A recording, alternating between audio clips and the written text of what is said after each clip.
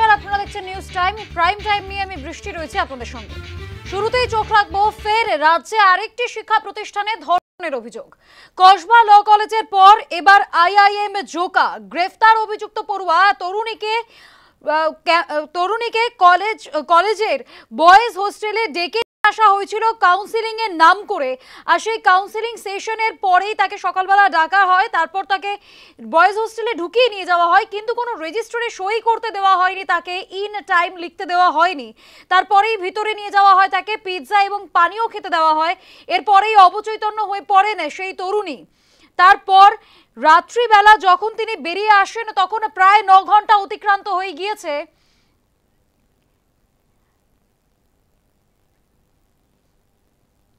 পানীয় খাইয়ে আচ্ছন্ন করার পরেই ধর্ষণ, এমনটাই অভিযোগ তরুণীর। পুলিশকে দেওয়া বয়ানে অভিযোগ তরুণীর, এমনটাই অভিযোগ জানিয়েছেন তরুণী যে তাকে পানীয় খাইয়ে আচ্ছন্ন করে দেওয়া হয় আর তারপরে এই ধর্ষণের ঘটনা। আর এখানেই প্রশ্ন উঠছে যে ভিজিটার্স বুকে কেন কোনো সই করতে দেওয়া হয়নি তরুণীকে, কেন সই নেই তরুণীর? সই না করে কি করে ক্যাম্পাসে প্রবেশ করলেন ওই তরুণী? প্রবেশের সময় কোথায় ছিল নিরাপত্তা রক্ষীরা? আর নিরাপত্তা রক্ষীরা যদি নাও থেকে থাকেন তারপরেও কতটা প্রভাবশালী তিনি যে প্রভাব খাটিয়ে সই ছাড়াই, রেজিস্টার বুকে সই ছাড়াই তাকে ঢুকিয়ে নিয়ে যাওয়া হয়? প্রবেশের সময় সিসিটিভি নজরদারি ছিল কিনা? বিভিন্ন প্রশ্ন উঠছে অভিযুক্ত এই পরমানন্দের বিরুদ্ধে। প্রভাব খাটিয়েই কি নিরাপত্তায় গাফিলতি সম্পূর্ণ কলেজে? এই বিষয়টিও সামনে উঠে আসছে। ভিজিটার্স বুকে কেন সই নেই তরুণীর? সই না করেই কি ক্যাম্পাসে প্রবেশ? প্রবেশের সময় কোথায় ছিলেন নিরাপত্তা রক্ষীরা? উঠছে একাধিক প্রশ্ন।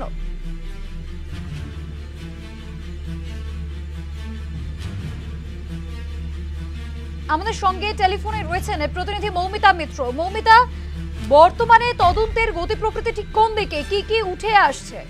কারণ এখানে বেশ কিছু প্রশ্ন উঠছে যে ভিজিটার্স বুকে সই ছিল না তরুণীর, তাছাড়াও সেখানে নিরাপত্তা রক্ষীরা উপস্থিত ছিলেন কিনা, একাধিক প্রশ্ন উঠছে। মৌমিতা, তদন্তের গতি প্রকৃতি কোন দিকে? একেবারে ইতিমধ্যে এই যে বয়েজ হোস্টেলে গিয়েছিলেন এই তরুণী, সেই লেক ভিউ হোস্টেলের যিনি সিকিউরিটি ইনচার্জ রয়েছেন তাকে জিজ্ঞাসাবাদ করা হয়েছে, অভিযুক্তকে জিজ্ঞাসাবাদ করা হচ্ছে। এবং তরুণী যেটা অভিযোগ করেছেন যে গতকাল সকাল 11:45 নাগাদ তিনি সেই লেক ভিউ হোস্টেলে যান কাউন্সিলিং এর জন্য, এবং প্রায় 8:30 নাগাদ তার হুঁশ ফেরে এবং সেই সময় তিনি অনুভব করেন যে তার সঙ্গে নির্যাতন হয়েছে। তারপরে তিনি পুলিশের দ্বারস্থ হন। সেক্ষেত্রে দীর্ঘ 6 থেকে 8 ঘন্টা তিনি কিন্তু এই আইআইএম জোকার কলেজ ক্যাম্পাসের মধ্যে অর্থাৎ বয়েজ হোস্টেলেই তিনি কিন্তু ছিলেন। সেক্ষেত্রে এতক্ষণ ধরে তরুণী বয়েজ হোস্টেলের মধ্যে রইলেন, সেক্ষেত্রে বাকি অন্যান্য যারা আবাসিকরা রয়েছেন তারা এই বিষয়টি কিছু নজরে এসেছিল কিনা তাদের, সেই কারণে অভিযুক্তের যারা সহপাঠীরা রয়েছে বা অন্যান্য যারা আবাসিকরা রয়েছে তাদেরকে জিজ্ঞাসাবাদ করা হচ্ছে। এই লেক ভিউ হোস্টেলের সিসি ক্যামেরার ফুটেজ সংগ্রহ করা হয়েছে, ঘটনাস্থল থেকে ফরেন্সিক এভিডেন্স সংগ্রহ করা হয়েছে, নির্যাতিতার মেডিকেল লিগাল হয়েছে, তার গোপন জবানবন্দিও নেওয়া হয়েছে। তো সেক্ষেত্রে তদন্তে এখনো বেশ কিছুটা অসঙ্গতি রয়েছে, তার কারণ অভিযুক্ত তদন্তে সহযোগিতা করছেন না বলেই জানা যাচ্ছে। তার যে মোবাইল ফোনটি সিজ করা হয়েছে, যেটা একেবারে কল ডিটেলস রেকর্ড যেখান থেকে নেওয়া হবে, তো সেখানে মোবাইল ফোনের পাসওয়ার্ড দিতে তিনি অস্বীকার করেছেন এবং জেরাতেও তিনি বারবার বয়ান বদল করছেন। সেক্ষেত্রে তরুণী যে বিস্তারিত অভিযোগ করেছেন সেই বিষয়টার ভিত্তিতেই তদন্ত প্রক্রিয়া এগিয়ে নিয়ে যাওয়া হচ্ছে। এবং তার সঙ্গে সঙ্গে কলেজ কর্তৃপক্ষের ভূমিকাও এখানে অত্যন্ত গুরুত্বপূর্ণ।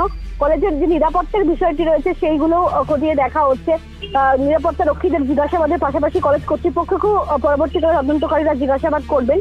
এবং সেই সময় যারা ডিউটিতে ছিলেন সেই সিকিউরিটি ইনচার্জ তাদের প্রত্যেককেই কিন্তু জিজ্ঞাসাবাদ করা হবে। এবং এই অভিযুক্ত যে 2য় বর্ষের যে পড়ুয়া পরমানন্দ জৈন, যিনি কর্ণাটকের বাসিন্দা, এই ম্যানেজমেন্ট পড়ুয়ার যারা সহপাঠীরা রয়েছেন বা বন্ধুরা যারা রয়েছেন তাদেরকেও কিন্তু একই রকম ভাবে জিজ্ঞাসাবাদ করা হচ্ছে। হস্টেল সুপারকেও জিজ্ঞাসাবাদ করবেন তদন্তকারীরা। একদমই মৌমিতা, যেমনটা তুমি বলছিলে যে এই মূল অভিযুক্ত পরমানন্দ জৈন এবং তার 3 বন্ধুকেও ইতিমধ্যে আটক করা হয়েছে। আমরা জানি তাদেরকে পুলিশি হেফাজতে রাখা হয়েছে। 19 জুলাই পর্যন্ত পুলিশি হেফাজতে নির্দেশ দেওয়া হয়েছে আলিপুর আদালত থেকে। কিন্তু আদালতে তোলার পর অভিযুক্তকে তারপর সেখানে কি সওয়াল জবাব হলো? আদালতের তরফ থেকে কি পর্যবেক্ষণ? অভিযুক্তকে নিজেদের হেফাজতে নেওয়ার জন্য আবেদন করা হয়েছিল এবং অভিযুক্তেরও মেডিকেল পরীক্ষা অত্যন্ত গুরুত্বপূর্ণ। তার কারণ নির্যাতিতার মেডিকেল রিপোর্টের পাশাপাশি অভিযুক্তের শরীর থেকেও বিভিন্ন স্যাম্পল কালেকশনের প্রয়োজন হয়। সেক্ষেত্রে দ্বিতীয় বর্ষের এই পড়ুয়ার মেডিকেল লিগ্যাল টেস্টের জন্য আবেদন করা হয়েছে পুলিশের তরফ থেকে আদালতের কাছে এবং তাকে ইতিমধ্যে 19শে জুলাই পর্যন্ত পুলিশের হেফাজতের নির্দেশ দিয়েছে আলিপুর আদালত। তাকে ধারাবাহিকভাবে জিজ্ঞাসাবাদ করছেন তদন্তকারীরা এবং তরুণী যেটা জানিয়েছেন যে সোশ্যাল মিডিয়ার মাধ্যমেই এই অভিযুক্তের সঙ্গে তরুণীর পরিচয় হয়েছিল এবং তাকে কাউন্সিলিং এর জন্যই ডাকা হয় এই লেকভিউ হস্টেলে। তো সেক্ষেত্রে এই এতক্ষণ যে টাইম ফ্রেমটা তরুণী অভিযোগে উল্লেখ করেছেন, সকাল 11:45 থেকে রাত 8:35, এই দীর্ঘ সময়টা ধরে ঠিক কি কি ঘটেছে বা অভিযুক্তের সঙ্গে আরো কেউ জড়িত কিনা এই গোটা ঘটনা, সেই বিষয়গুলো জানা অত্যন্ত গুরুত্বপূর্ণ। সে কারণে অভিযুক্তকে হেফাজতে নেওয়া হয়েছে এই পার্মানেন্ট জেলকে। তাকে জিজ্ঞাসাবাদ করবেন তদন্তকারী এবং আদালতেও কিন্তু অভিযুক্তের মেডিকেল লিগ্যাল রিপোর্ট টেস্ট পাশাপাশি তাকে জিজ্ঞাসাবাদ, সেই বিষয়গুলোই সরকারি আইনজীবীর তরফ থেকে আদালতে আবেদন করা হয়। বেশ মৌমিতা, তুমি সঙ্গে থাকো। আর এবার আমরা শুনবো এই মূল অভিযুক্ত পরমানন্দ জৈন, তার আইনজীবী তিনি কি বলছেন, শুনবো।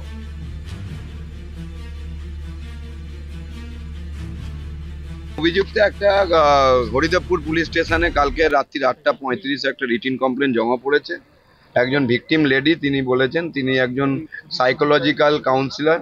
সে তার সাইকোলজিক্যাল কাউন্সিলরে আমার যে ক্লায়েন্ট আছে তার সাথে সোশ্যাল মিডিয়ার মাধ্যমে তার আলাপ হয় এবং তিনি IIM জোকাতে উইদাউট রেজিস্ট্রেশন করে উনি তার ক্যাম্পাসে যায়, ভেতরে যায়, হোস্টেলে যায়, লেকভিউ হোস্টেলে গিয়ে তার সাথে একটা অ্যালিগেশন দিয়েছে, তার সঙ্গে একটা সেক্সুয়াল পেনিট্রেশন, একটা অ্যাসল্ট হয়। এই হচ্ছে অ্যালিগেশন। আমরা মহামান্য আদালতকে বললাম যে IIM Joka it's a very secure জায়গা অ্যান্ড এ প্রহিবিটেড প্লেস।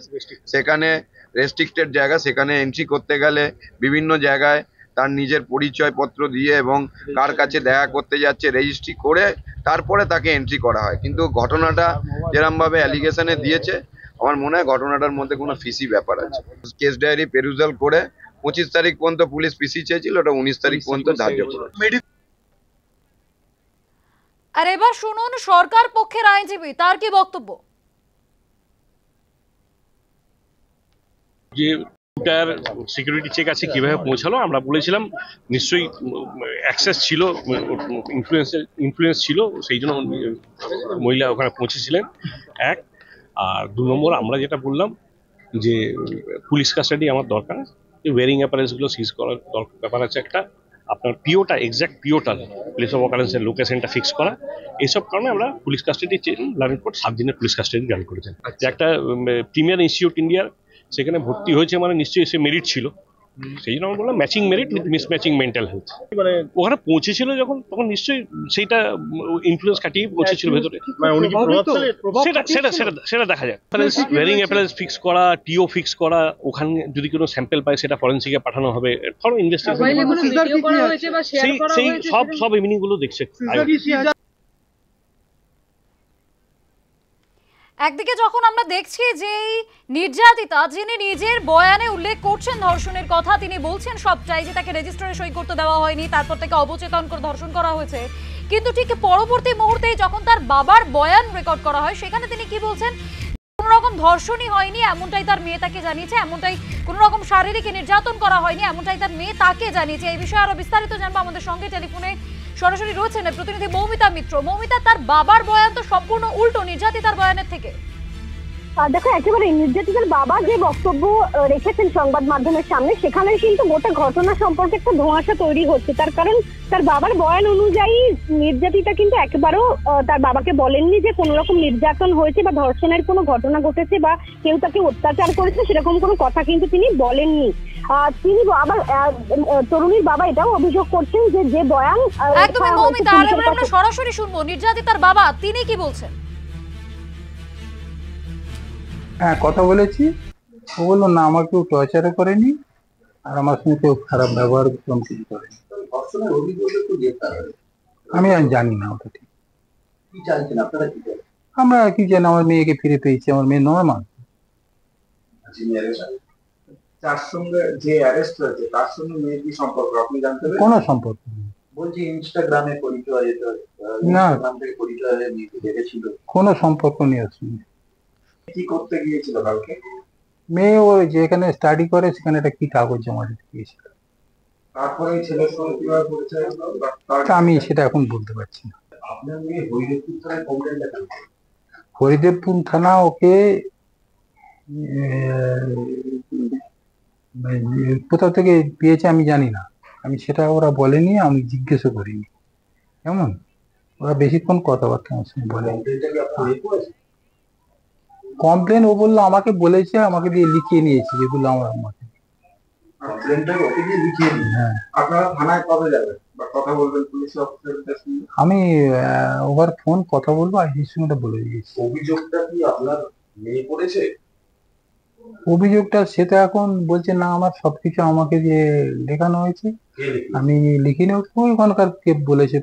মেয়ে কি প্রমাণ মধ্যে রয়েছে কি মনে হচ্ছে? না না, সে একদম পুরে অভিযোগটা কে লিখিয়েছে? পুরোপুরি ফিট। অভিযোগটা কে লিখিয়েছে? অভিযোগটা কেলি সেটা এখন আমি ওর কাছ থেকে ভালোভাবে দু একদিন পরে জানতে পারবো। মানে পুলিশকে বলি যে ওরা একটা অভিযোগের কথা বলেছে, কিন্তু আমার মেয়ের কাছে আমি যা জানলাম যে এরকম কোনো ঘটনাই ও বলছে ঘটেনি। আমি মেয়ের সঙ্গে কথা বলে জানলাম, মেয়ে বললো না এরকম কিছু হয়নি, আমাকে পুলিশ বলছিল আপনি মেডিকেলে গিয়ে বলবেন, আমি সেগুলো কিছু বলিনি ওগুলো। এই ঘটনায় রাজনৈতিক চাপানোতর বেশ তুঙ্গে। আর এই খবরেই ফিরবো, তবে একটু বিরতির পর সঙ্গে থাকুন। ফিরে আসলাম একটা বিরতির পর, আপনারা দেখছেন প্রাইম টাইম। আর এবার শুরুতেই চোখ রাখবো আবারও সেই কসবা ল কলেজে পড়া IIM জোকা, যেখানে রাজ্যের একটি প্রতিষ্ঠিত শিক্ষা প্রতিষ্ঠান আবারও সেটি খবরের শিরোনামে কি না নারী নিরাপত্তার বিষয়ে ধর্ষণের অভিযোগ নিয়ে কাউন্সেলিং এ সেশনের জন্য ক্যাম্পাসে ডাকা হয়েছিল, আর তারপরের এই ঘটনা। এই বিষয়ে আমরা প্রতিক্রিয়া নিয়েছিলাম কেন্দ্রীয় মন্ত্রী সুকান্ত মজুমদার, তিনি কি বলছেন শুনবো।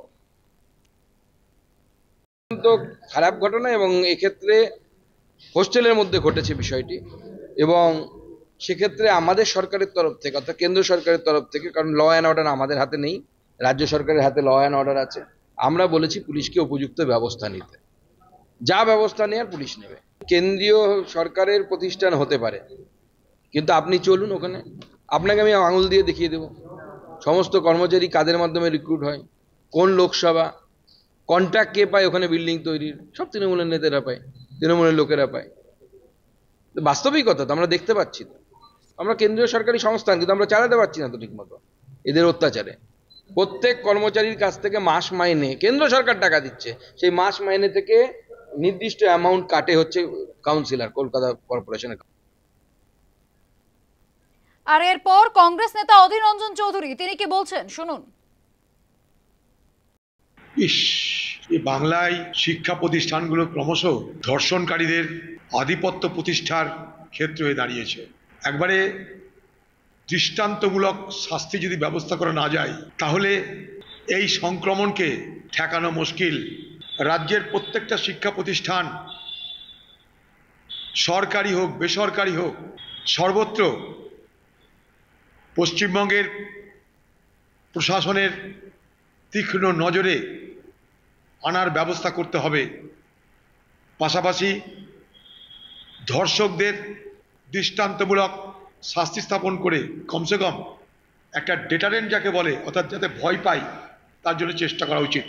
তাই পশ্চিমবঙ্গের তৃণমূল সরকার, পশ্চিমবঙ্গের প্রশাসন সকলের সতর্ক হবার মধ্য দিয়ে প্রত্যেকটা শিক্ষা প্রতিষ্ঠানে আরও নজরদারি বাড়ানো হোক।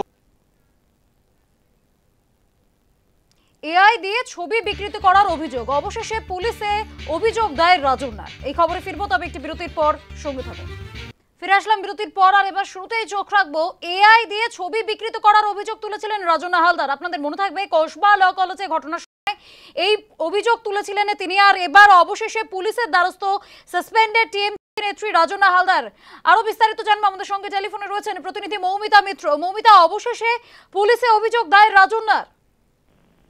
দেখো, একেবারেই টিএমসিপি নেত্রী রাজন্না হালদার তিনি যেটা অভিযোগ করেছিলেন যে তৃণমূল যুব কংগ্রেসেরই কয়েকজন দাদা, একেবারে কোট আনকোট যারা দাদারা রয়েছেন, তারা রাজন্না হালদারের বেশ কিছু এআই দিয়ে বিকৃত ছবি বানিয়েছেন, এবং সেই ছবি বিভিন্ন জায়গায় ছড়িয়ে দেওয়া হচ্ছে, বিভিন্ন সোশ্যাল মিডিয়ার মাধ্যমে বা বিভিন্ন হোয়াটসঅ্যাপ গ্রুপের মাধ্যমে সেই বিষয়গুলোকে ভাইরাল করা হচ্ছে। এবং এই রাজন্যার এই বক্তব্য যখন সামনে আসে, স্বাভাবিকভাবে প্রশ্ন উঠেছিল যে তাহলে রাজন্যা কেন প্রশাসনের দ্বারস্থ হলেন না বা থানায় তিনি কেন অভিযোগ জানালেন না। তো সেই প্রসঙ্গে রাজন্যা বলেছিলেন তিনি দলকে জানিয়েছেন, দলের নজরে গোটা বিষয়টি এনেছেন এবং পরবর্তীকালে প্রয়োজন হলে তিনি প্রশাসনিকভাবে তিনি সাহায্য নেবেন। খবর পাওয়া যাচ্ছে যে সোনারপুর থানায় ইতিমধ্যে অভিযোগ দায়ের করেছেন রাজন্যা হালদার।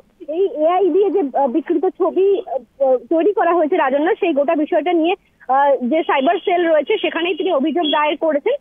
এবং তিনি যেটা বলেছিলেন যে দীর্ঘদিন ধরে এই ঘটনাটা হয়ে আসছে যে বেশ কিছু এআই ছবি বানানো হয়েছে এবং সেখানে যার কারণে বিভিন্ন থ্রেটও তার কাছে আসছে, বিভিন্ন রকমের হুমকি বা উঠতি নেত্রী হিসেবে তাকে বিভিন্ন রকম ইঙ্গিতপূর্ণ কথা বলা হয়েছে।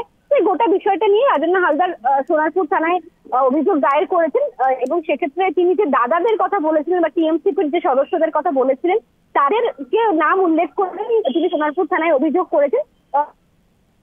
গোটা ঘটনায় পুলিশ বা কলকাতা পুলিশের সাইবার সেল তারা এক্ষেত্রে সম্পূর্ণ ঘটনায় সোনারপুর থানায় অভিযোগ দায়ের করেছেন অভিযোগ দায়ের করেছেন রাজন্যায়। পরবর্তীকালে কি পদক্ষেপ হয় এখন সেটাই দেখার। ধন্যবাদ মৌমিতা।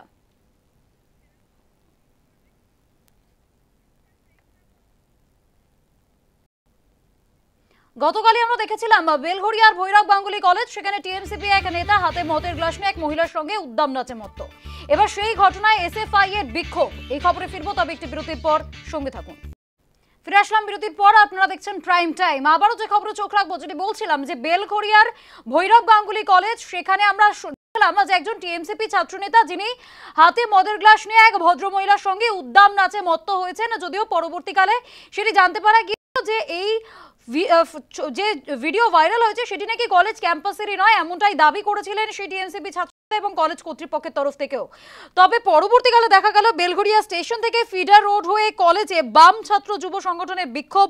তারা শনিবার সংগঠনের তরফ থেকে ভৈরব গাঙ্গুলি কলেজে বিক্ষোভ দেখান, অধ্যক্ষের কাছে ডেপুটেশন জমা দিতে গিয়েছিলেন তারা, কিন্তু অধ্যক্ষ উপস্থিত ছিলেন না বলে অধ্যক্ষের সহকারীর কাছে সেই ডেপুটেশন জমা দিয়েছেন এই বাম ছাত্র যুব সংগঠন। ডেপুটেশন ডিওয়াইএফআই এর কর্মী সমর্থকদের শনিবার বাম ছাত্র যুব সংগঠনের তরফে ভৈরব গাঙ্গুলি কলেজের এই ভাইরাল ভিডিওর প্রতিবাদে বিক্ষোভ। ভৈরব গাঙ্গুলি কলেজের সামনে তারা বিক্ষোভ দেখান। বেলঘড়িয়া স্টেশন থেকে ফিডার রোড হয়ে কলেজে যান বাম ছাত্র যুব। এবার তারপরেই অধ্যক্ষের কাছে ডেপুটেশন জমা দিতে কলেজে উপস্থিত হন তারা, কিন্তু অধ্যক্ষ উপস্থিত ছিলেন না, ফলে সহকারী অধ্যক্ষের কাছে ডেপুটেশন জমা দিয়েছেন ডিওয়াইএফআই কর্মীরা।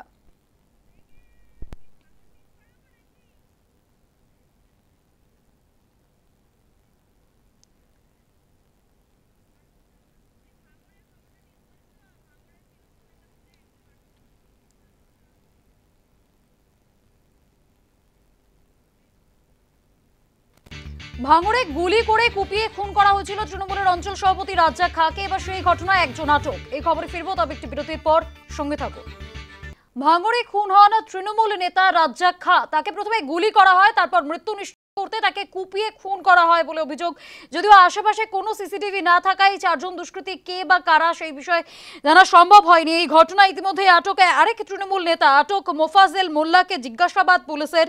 রাজ্জাকের মোবাইল কল লিস্টে এই মোফাজ্জলের নাম ছিল, রাজনৈতিক না ব্যক্তিগত শত্রুতা, কি কারণে খুন যদিও তা তদন্তের এখনো স্পষ্ট হয়নি। ভাঙড়ের তৃণমূল নেতা খুনে ইতিমধ্যেই আটক এক।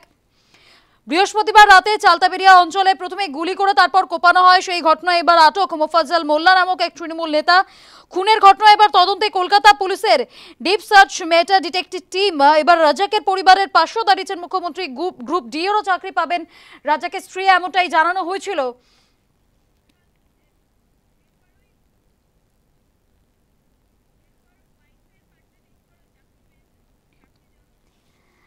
রাজ্জাকের পরিবারের পাশে দাঁড়িয়েছেন মুখ্যমন্ত্রী। গ্রুপ ডিরও চাকরি পাচ্ছেন রাজ্জাকের স্ত্রী। কি বলছেন তিনি, শুনবো।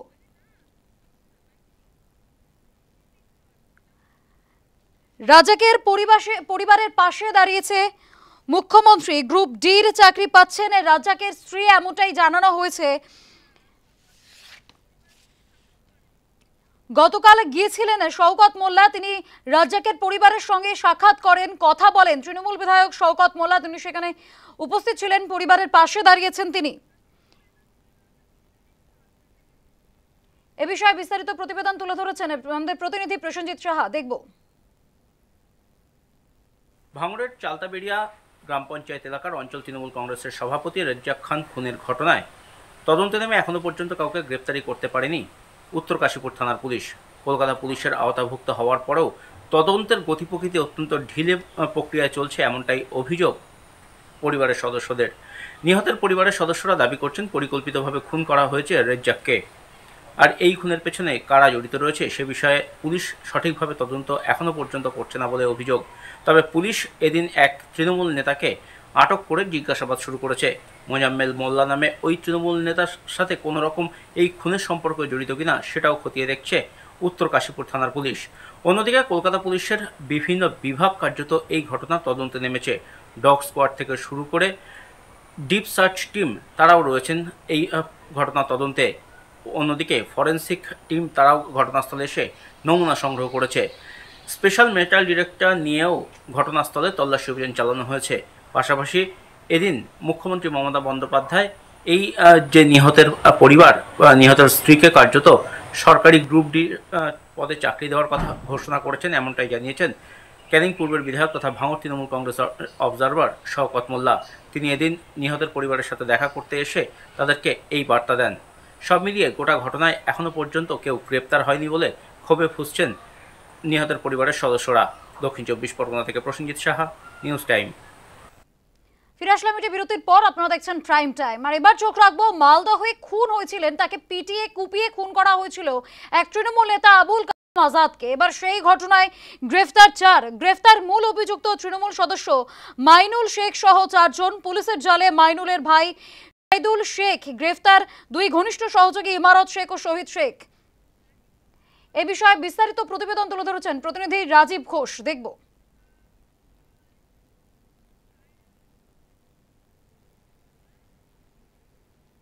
তৃণমূল নেতা আবুল কালাম আজাদকে নৃশংসভাবে খুনের অভিযোগ ওঠে আরেক তৃণমূল নেতা মাইনুল শেখের বিরুদ্ধে। তদন্তে নেমে পুলিশ 4 জনকে গ্রেপ্তার করে। এই মাইনুল শেখ তৃণমূলের গ্রাম পঞ্চায়েতের সদস্য। এই পাশাপাশি আরও 3 জনকে অর্থাৎ মাইনুল সহ মোট 4 জনকে পুলিশ গ্রেপ্তার করে। শনিবার দিন সেই 4 জনকে ধৃত 4 জনকে মালদা জেলা আদালতে তুলেছে পুলিশ। 7 দিনের পুলিশ হেফাজত চেয়ে। তবে কী কারণে এই খুন তা কিন্তু প্রাথমিক তদন্তে পুলিশের উঠে আসে যে 2টি কারণে কিন্তু মনে করা হচ্ছে এই খুন হয়ে থাকতে পারে। প্রথম কারণ হলো 9 বিঘা জমি, অর্থাৎ এই মাইনুল এবং আবুল কালাম এরা কিন্তু দুজনে জমি ব্যবসায়ী ছিল এবং 9 বিঘা জমি নিয়ে কারণের জন্য এই খুন হয়ে থাকতে পারে বলে পুলিশ প্রাথমিকভাবে মনে করছে। পাশাপাশি আরেকটি দিক কিন্তু উঠে আসছে যে মাইনুলের ছেলে তার সঙ্গে আবুল কালাম আজাদের স্ত্রীর কিন্তু একটা অবৈধ সম্পর্ক ছিল, তার কারণের জন্যই হয়তো এই খুন হয়ে থাকতে পারে। তবে এই নৃশংস খুনের ঘটনায় কিন্তু রীতিমতো সাড়া পড়েছে, অর্থাৎ তোলপাড় হয়েছে মালদা জেলার লক্ষ্মীপুরে। কারণ ইতিমধ্যে সেই লক্ষ্মীপুরে কারণ তৃণমূল নেতার হাতে তৃণমূল নেতা খুন, একেবারে এই ঘটনায় কিন্তু চাঞ্চল্য ছড়িয়েছে। তবে আরও কেউ জড়িত রয়েছে কিনা এই খুনের ঘটনায় তার কিন্তু তদন্ত করছে এবং পুলিশ হেফাজত চেয়ে তার কাছে আরও তথ্য কিন্তু জানার চেষ্টা করবে মাইনুলের কাছ থেকে যে এই ঘটনায় আরও কারা যুক্ত রয়েছে কিনা বা পাশাপাশি অন্য কোনো কারণ রয়েছে কিনা খুনের ঘটনায় তা কিন্তু পুলিশ জানার চেষ্টা করবে। মালদা থেকে রাজীব ঘোষের রিপোর্ট, নিউজ টাইম। আর এবার কংগ্রেস নেতা অধীর রঞ্জন চৌধুরী এই ঘটনায় তিনি কি বলছেন শুনবো। সারা পশ্চিমবঙ্গ জুড়ে তৃণমূলকে খুন করছে, এটা আরো বাড়বে আগামী দিনে। তার একটাই কারণ, লুট করে খাবার যে সমস্ত সামগ্রী দরকার সেই সামগ্রীতে এখন সংকট আসছে। কারণ এত চোরকে সরবরাহ করার মতন এত দুর্নীতি তো নেই। দুর্নীতি একটা সীমা পরিসীমা আছে, ভাগের একটা সীমা পরিসীমা আছে। এত চোর এত চোর এত চোর এত চোরের খাদ্য জোগানো মুশকিল। এখন চোরের কাণ্ডে লণ্ডভণ্ড হয়ে যাচ্ছে। চোরের কাণ্ড যেমন লণ্ডভণ্ড, তৃণমূল দলে যে চোররা তারা দেখছে এবার আমরা যাব কোথায়। মাংস এক টুকরো, কুত্তা হাজার। এবার কুকুরের মধ্যে মারামারি লাগছে, একে একজনকে খুন